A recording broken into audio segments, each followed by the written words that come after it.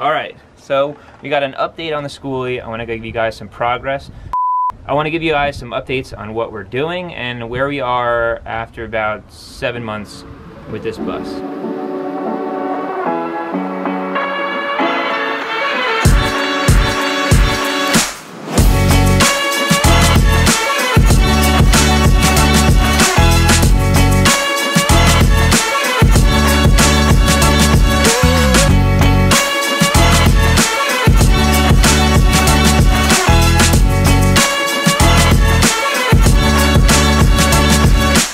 Things that we got going on.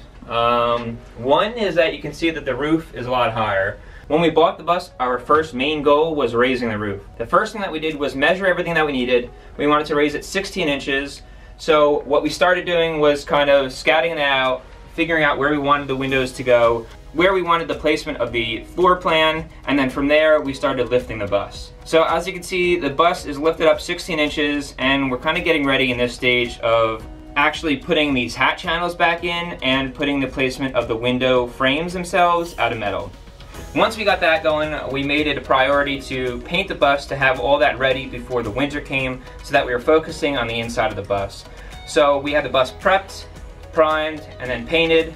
Painted it one color, didn't really like it, so we had to repaint it to another color. Everything still came out perfect, and we were more than happy with the final color of the bus. Moving inside, now we have here, there's a lot of things that have happened. As you can see, we got lights.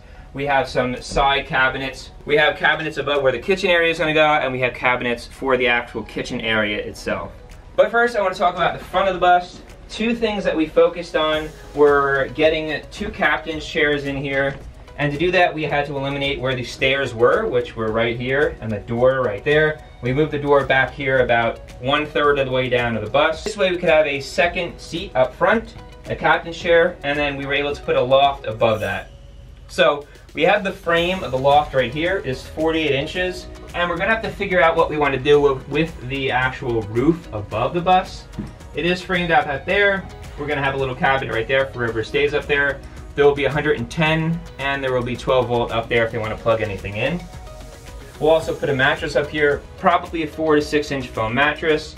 That'll be up here, and then we'll get some cabinets on the side for whoever wants to stay up there, as well as lighting. Still have a lot of work to do with the cockpit area up here. There are a bunch of wires over there.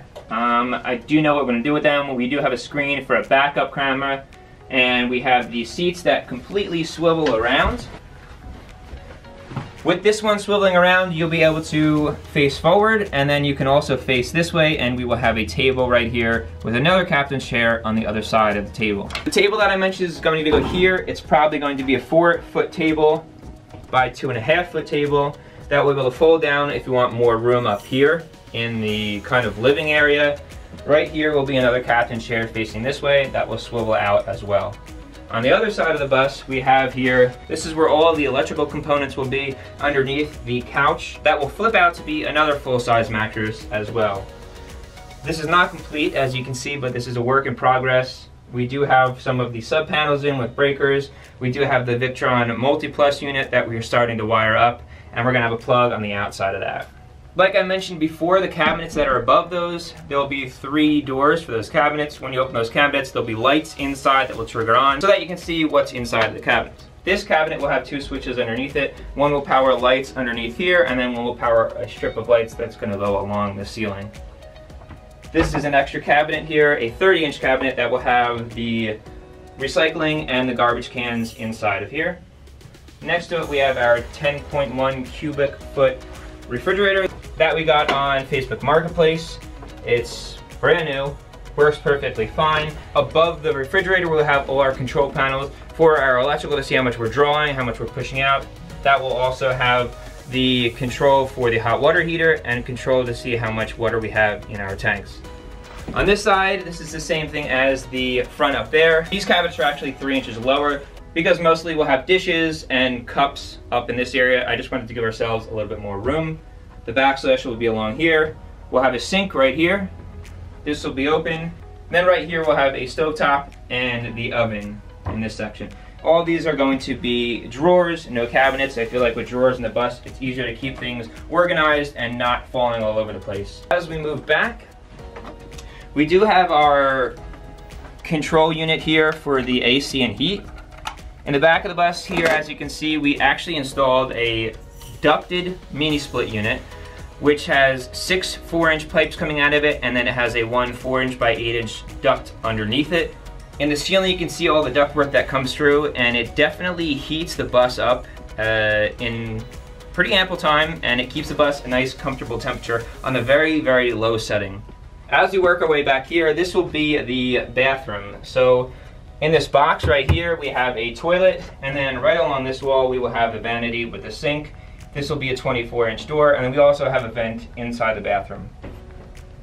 Working our way down, we have this area, which will be our washer dry unit once we get that, and above it will be more storage. It's already plumbed for the washer and dryer itself, and then we have electrical coming up for the outlet for that.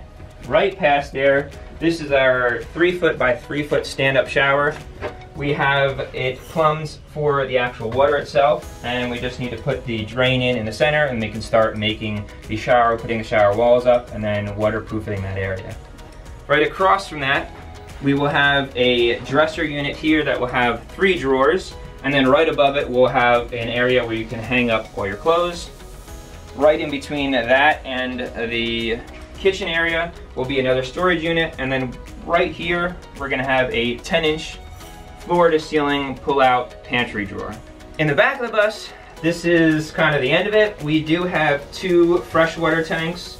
They're each 65 gallons. This is our hot water unit. It's an instant hot water unit, brand new. And then on the other side, we have our pump, accumulator, and we have our water filtration system, as well as the inlet for the gravity feed to fill the tank, and then the inlet for the city water if we want to plug that in. And then in the back, this is like I mentioned before, this is the indoor unit for the ducted mini split unit, and this is the intake where it pulls all of the air in. Those are custom plenums that I made a few weeks ago, so I made sure I had enough airflow when the unit was on full blast. That wall is going to be covered up, and then back there about 18 inches will be a whole garage set up for anything that you want you can access from the back of the bus. We also have above 2 max air fans. We have one here in the back of the bus. Made sure that we put it right next to the shower in case there's any steam coming. It will suck the steam right out. And then we have another one up here in the front of the bus that can help circulate the air. If we want one to have the air being pulled out and one for the air being pushed in, we can circulate the bus without having the AC or the heat on. So as we continue to go, I'll show you guys more progress. I appreciate you guys watching this tour, and if you have any feedback on things that I have in the bus or you'd like to see, I'd appreciate that in the comments below. And yeah, thanks for tuning in, and I'll see you guys in the next video.